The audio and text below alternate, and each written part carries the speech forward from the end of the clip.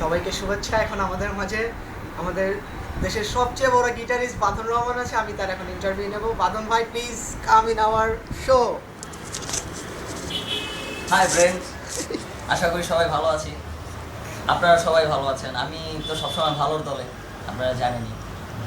তো আজকে প্রশ্নটা কি ভাইয়া বলেন? প্রথম প্রশ্নটা হচ্ছে ভাই, আপনি গিটার যে শিখাতেন, সুইজারল্যান্ডের কথাটা জানতে চাচ্ছি। ও আচ্ছা, ছোটবেলায়, ওইটা তো অনেক আগের কথা, হালকা হালকা মনে আছে।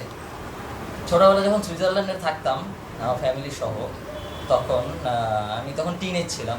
তো তখন আমি শিখছি। আমি অনেক ছোটবেলা থেকে গিটার টিটার শিখি। না, এটা আসলেই ভাই সত্য কথা যে ছোটবেলা থেকে গিটার টিটার শিখি। তো আমি অনেক আগে থেকে গিটার পারি। সরি, গিটার উল্টা করছিলাম, গিটার টিটার পারি। তো কথা হচ্ছে যে, তো আমি যখন টিনে ছিলাম তখন আমি একটা ছোট ছেলেকে গিটার শেখাতাম। তো আমার এমন মেন্টালিটি ছিল যে আমি ছোটবেলা থেকে অনেক জাউরা ছিলাম, বুঝছেন? এখন জাউরামিটি এরকম ছিল, যখন আমি শেখাতাম তখন ছিল কি, আমি ওকে প্রথম শিখাতাম যে গিটার বাজাতে হয় বাবা এইভাবে, এভাবে করে ধরবা আর এইভাবে করে বাজাবা, বুঝছো ভাই?